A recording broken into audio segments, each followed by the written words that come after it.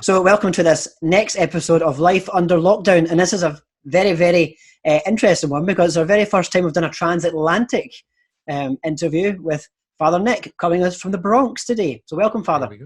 Well, thank you for having me. I really enjoy what you all are doing there, Sancta Familia over there in Scotland. So when you guys put this idea out there, I was like, oh, I wanted to jump at that and have this good conversation, hopefully aid people during this very strange and troubling time. So it is very strange. How was your Easter, Father? Somber would be an understatement. It was very sad. I recently did a video on my YouTube channel, the Friar YouTube channel. I talked about a pain in my heart. It's weird when you're looking out from the altar and you don't see the people there. You just see sort of a camera. One of the fundamental aspects of understanding the Eucharist is, it is a meal. It's a sacrifice. It's also a meal too. And to have the people not be there, it's a pain in the heart as a priest. Are you having to self-isolate in America at the minute? Are you restrictions on you quite severe? Yeah, well, see, we have a 6-man community here, so we're trying to be very prudent. We got guys from a variety of different ages, and we have a variety of guys doing ministry, so we're just trying to be prudent. We don't want to get anyone in our community sick. So, whenever we go out, it's always, if necessary, and we wear masks, gloves. When we're in the church, we don't take these precautions per se because it's just us there. So we're trying to be prudent. That's the virtue of the time, as it should be for every time, I suppose, is prudence. But it's one of the things we have to worry about here in the city. And I don't know much about Scotland and as a whole, but we have the subway system, the busing system, and these are areas in which it seems to cause a lot of spreading of the corona because you're stuck in a confined space. The air gets filled with a variety of people breathing out, so it's a concentration of the virus particulates. So it's we don't go down to Manhattan per se unless we really have to. Yeah, example. I mean, we are fortunate in Scotland in a sense. We're not like London. We have 5 million people in Scotland spread out amongst a very, very wide area. Where I am just now, Lanarkshire is a sort of metropolis in the sense it's Glasgow, Edinburgh. That's where most people live. So we have that slight issue with coronavirus that we have to lock down because the population centre's here. Yeah. But if you live in the islands, you have some cases, but you've got more freedom. It'll be very interesting for like a country, a community, a group of people, et cetera, however you would categorize yourselves, I suppose, is Scottish there, understanding like what were some of the precautions that kept those islands safe per se versus cities. And I mean, there's a doctoral thesis just waiting to be written right out of there. So any listeners out there you go. There'll be big questions asked about how we couldn't keep quite so much COVID cases out because we are an island nation, but those are not for the minute, I guess. Back to the actual crisis itself, how, as a Catholic priest, how do you respond to that spiritually? Because you're a human being as well, and you have your own natural reactions to things. How do you respond spiritually as a Carmelite as well to this situation? Yeah, there's a lot there. So as a priest, I'm realizing the profundity of the passage in Ecclesiastes. I think is what chapter 3. There's a time to cry, there's a time to laugh. We're in a time to cry now. So I'm hearing about my people that are suffering, and I can't go be with them. I can't go into the hospitals. We have a Catholic chaplain system here in the Archdiocese of New York, so they've been trained and et cetera. So they're the ones that are allowed to go into the hospital. So we can't be with our people in the hospital. I hear about people that are isolated in their homes because there has been an issue with someone in their immediate family having corona. So I can't be with people. So it's sort of suffering on behalf of the people and just crying with them and trying to get word messages. So that's why we try to cultivate doing more online things. Live streaming masses. I try to put out more content and all these sort of things. In terms of a Carmelite, I've got no cabin fever whatsoever. I mean, this is sort of our, we were founded as mendicants or as we were founded as hermits, and then we later adapted to the spirituality of mendicants in Europe. So part of our formation is the cultivation of being able to sit in silence. And that was like a big struggle for me in formation because I'm an extrovert. I get energy from people. I'm like a vampire. I just take that energy from people. And, so over my time of formation, my 8 odd years of being in Carmelite formation taught me to wrestle with that reality and to become aware of the necessity of silence, kind of like Jacob going into the darkness before he tried to reconcile with Esau. And it was in that moment of darkness with the heart predisposed to reconciliation that the angel of the Lord came, and the Lord wrestled with Jacob, and he name change. He became Israel, the one who wrestles with God. So it's been a great time of just incorporating that schedule of life that we already have, but incorporating more silence into that schedule. So in that regard, I feel like my vocation is really thriving, but there is that sadness I bring into these moments of silence of not being able to be with the people of God as I want to and as I desire and as I've been called to via the sacrament of holy orders. Yeah, I mean, it's an interesting question. For me personally, going through this Lent, it's been very, very difficult, and I spoke to yourself about that in regards to, mental health issues, with anxiety and with bereavement, because my aunt died of the virus as well. So it's been an interesting Lent, but I definitely felt a change as we approached Holy Week and approached the Sacred Triduum. And something about interior to me changed, and I felt much more joy. And I know that doesn't make much sense given that we're on lockdown and there's so much suffering and death, but I just felt supernatural joy enter me, because our Lord's resurrected, and I focused on that fact and the fact that his resurrection has defeated death and ultimately our ultimate fear, which is death. So for me, I had a most profound Easter, one of the most profound Easters I've ever had. Yeah, joy is one of the fruits of the Spirit, and it is nourishing. It's meant to strengthen the soul. And a part of the fruit that needs, fruit grows over time, to use the analogy in a sort of maybe deeper sense also, is it needs that light of Easter for it to come to fruition. And of course, that fruit is never meant to be sort of placed away. It's meant to be shared and brought out into the community to nourish everyone else around. It's something that you guys have been doing, I think, through your social media ministry over there in Scotland. Thanks. Is sharing that moment of joy. One of the things that's hit me is, that darkness of the empty tomb. When that tomb was open for me, the way I understand it right now in my life is there was a wave that hit the world, the wave that overcame the world, and was that wave of darkness from the tomb. But in that darkness, it's been permeated now by the very hope of the resurrection of Jesus Christ. I mean, one of the things that struck me, got me in touch with you in a sense, was your journey last year with your medical problem with your leg. Yep. I found that a very amazing witness, not only to suffering, but also to the way that you reacted to your suffering and the way you handled it, spiritually, psychologically. So maybe tell us a bit about that as well, and maybe reflect how that could maybe apply to this situation in some ways. Yeah. One of the reasons my mind, I suppose, keeps going back to that aspect of darkness is not just my Carmelite identity, but because I had an amputation last year. When I was a young man, graduated college, I went to what we call the Peace Corps. It's a sort of an independent government organization here in the United States, started under John F. Kennedy. And it was to send out Americans, around the world to share their knowledge, and not just those that were trained in academia, but even those with skilled trades and et cetera.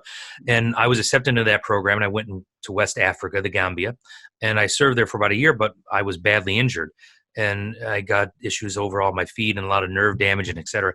And ever since then, I've had issues with my left foot. Like, I've always had ulcerations. I've had bone density issues. I've had a litany of things. And over the years, something would get infected. They'd have to take a bone here. They'd have to take a bone here. They have to take a bone there.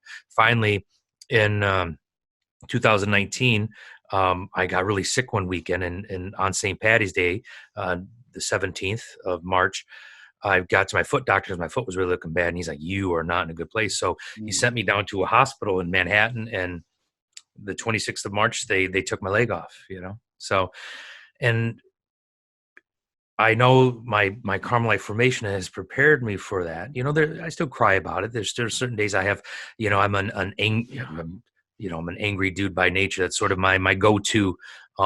My family heritage, if I look at my genealogy and where my family came from, like 74% of my family makeup is the British Isles. So, I got probably related in some way. Maybe we're cousins. Maybe, God willing, So one of the great things, and this is a side note, I guess, one of the great things I love about like the Scottish culture and the Irish is like storytelling. Just the amazing gift that those people have of just spinning a good yarn. I think it's linked to the whiskey probably, which is quite a lot behind me. Yeah, I've learned a lot, and it's helped to really shape my homiletics, listening to Irish and Scottish storytellers and things like that. But that's a side note. And so I said, all right, I was already doing things on social media, and I said, I'm not unique in this regard. Like I'm not special in this regard. Like other people have gone through this, and I'm a public person because I am a priest, because I am a religious. And I just said, I'm just going to put myself out there and I'm going to be raw about it. Part of my healing process is psychological services, going to see a counselor, wrestling with everything that's been going on inside of me. We should never be ashamed of counselors or anything like that. Like mental health is not not something that should be stigmatized. It's not something that you can catch. It's not like you can catch the crazies. I try to debunk that stuff as much as I can. And I just put it out there to help people to realize the necessity of prayer during that process of healing, but also the necessity of being honest with oneself. Like there's certain times I was just frustrated and I had brothers I could share that frustration with. And sometimes I just felt like they wouldn't understand. And I just, had to yell up at God. Some of the Psalms are amazing in this regard. The Psalms, some of them show people yelling at God. God can take our anger in those moments. He can take our frustration in those moments. I'm pretty sure he's big enough to do that. So I just, vulnerable.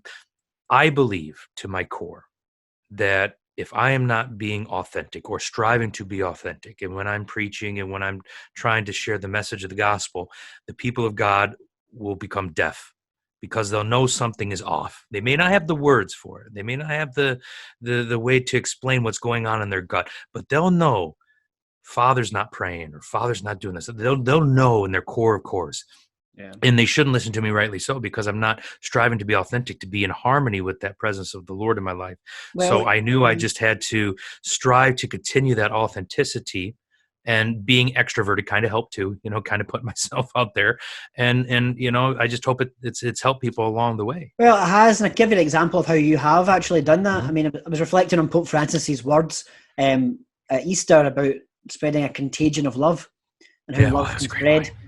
And it was powerful, and, thinking about that, when I reached out to you in a very dark moment of anxiety, because I saw that, first of all, I saw that authenticity in your own struggle with your amputation, reaching out and some of the words and the information and the comfort that you gave me, but also practical in the sense that it wasn't just spiritual. You advised me to seek medical help, which was the best thing I've ever done. I should have done it years ago. But also, it gave me the opportunity to spread that story to other people as well, using the Sancta Familia channel. And hundreds of people have been in touch. People have been speaking to me about their own problems, and I've been helping them as well. So it really is, in essence, a contagion of love. Mm-hmm. Yeah, and it's an amazing thing. Like, the Christian love has no place for shame within it. We have to push that shame aside. Like, if you're sick, whether a body, mind, or soul, reach out. So like, we have a National Shrine of Our Lady, Mount Carmel in Middletown, New York. And we try monthly to have a healing mass. And for many months over the summer while I was recovering and I was able to start walking with my prosthetic, et cetera, I would take those masses. I would be the priest to preside. And one of the things I'd always use it as a catechetical moment for the anointing of the sick. And I say, this sacrament is not just for those knocking on the door of death, but if you're struggling with any sort of addiction, whether it's alcohol, pornography, theft, like you steal, you have that addiction, whatever it is, the sacrament is to help to aid you in that. If you're struggling with mental health issues, if you're struggling with health issues, if you're struggling with spiritual struggles, come to the sacrament. Come to that sacrament. Part of it is also making sure you're exercising the use of medical needs in your life, psychological or physical, but there's also that spiritual aspect. So that's that holistic aspect, that both and, not an either or. Like, I got to go to the sacrament, so that pushes all these other things out. It's a both and. It's that holistic, we're soul and body. And it's when we exercise both, accessing the medical gifts of our current time, psychological services, going to a doctor for medical treatment, et cetera, but also the spiritual services. And we put them together, that we're able to really celebrate the gift of what it means to be human in this current moment of our history. Yeah, I mean, it's interesting. I always think that this is the age of saints, and saints always come in their own time, in their own places, and we're put in this situation for a reason. Mm-hmm. One of those people we hope will be a saint will be Mother Angeline, who came from Moss End. Mm-hmm. He just lived down the road, not far from my house, actually, this same street. And you've got a very close connection to the sisters of her order. Yes, that's the first experience I had with your social media ministry, Sancta Familia, is that wonderful video you all did on Mother Angeline. And when you guys launched it, it was like a wildfire. Like, the Carmelite Sister, the Asian Affirmed, who she founded, was like, have you guys seen this? Our own provincial, Father Mario, who is working on her cause of canonization. One of the brothers I'm with, Brother Bob Chuli, who does a lot of work in terms of the canonization, like the paperwork stuff and all the postulator. It's a special word for those those that work on the causes of saints, all that sort of stuff. And I looked at that, I was like, oh, when we have a small tradition that our pre-novices, those that are looking at entering the order, every Holy Week, they go up to the Mother House in Germantown, New York, and they serve Holy Week. So my first time up there, I read autobiography on her, and I said, this is an amazing woman. This is look at, what a risk taker, in a real troubling time in her own life and in the time in the United States and et cetera. She saw something, she felt called to respond with that gospel love, and she went out into the deep. And the sisters are still doing phenomenal things. I live like a mile from her first foundation, St. Patrick's Rehabilitation and Nursing Home. And I try, right now it's on lockdown. I can't go there. They're worried about people getting sick there because of the people that are very vulnerable to coronavirus.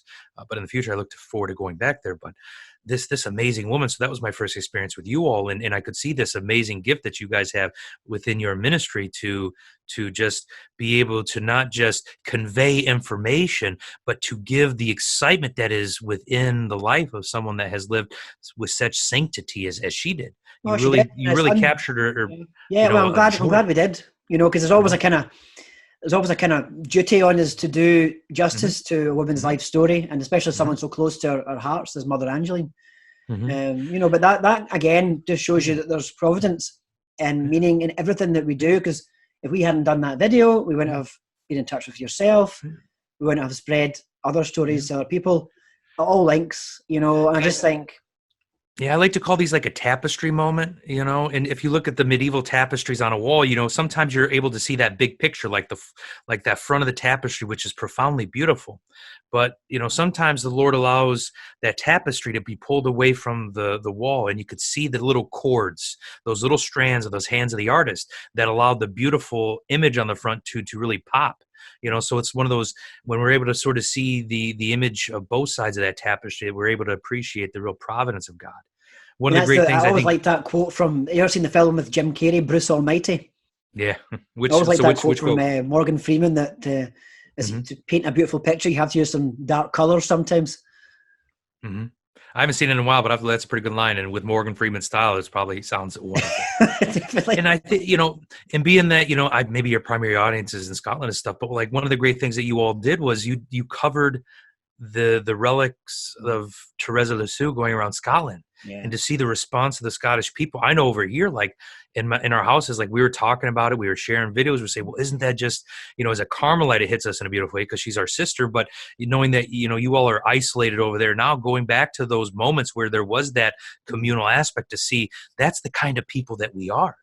Like, I think that's what we're seeing online. We're seeing that our parishes have become virtual parishes online, and that hasn't stopped, hasn't stopped love, hasn't stopped engagement, hasn't stopped fellowship. That even though we're locked in our homes, we're still very much aware that having spent such a dramatic, very, very powerful spiritual 3 weeks with St. Teresa's relics, that the blessings are still here for us. Oh, yeah. We had the relics on the street there. The very last stop came to our parish. There we go. It's just it's overwhelming, to have the bones or the relics of a most loved saint of the Catholic Church on your street. And why are relics so important is they remind us of the gift of the resurrection. Like they testify to the resurrection.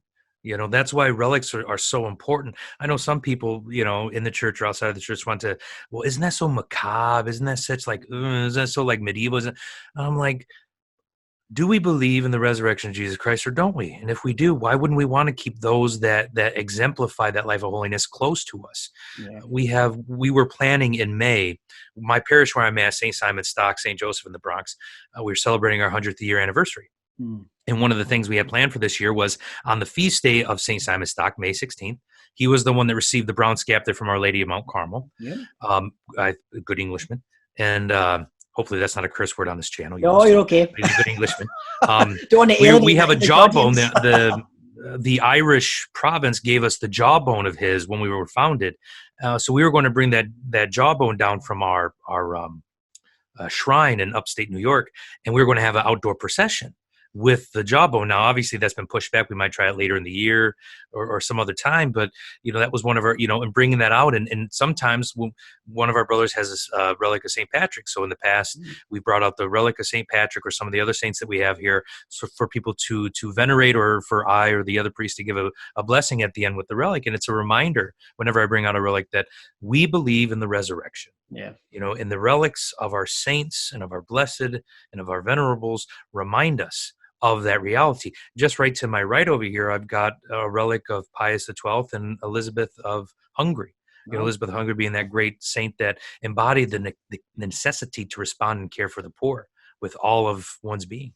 That's the thing that was interesting about the church here. You mentioned briefly that some people found it a bit outdated. Certainly some of the clergy here were a bit skeptical about this phenomena. But when the relics came and we were mesmerised, the laity came out, the laity instinctively understood it. Many priests did as well, of course, but the laity were the ones who drove that so powerfully, and it was just a most amazing week. And that's still inspiring us on, through this current pandemic. I know, I'm still a fairly young priest. I was ordained in August of 2017. So this August coming up will be 3 years. And the people here at St. Simon's Dock, we have over 15 nationalities. I mentioned that to you before we started recording this. I have learned so much from them.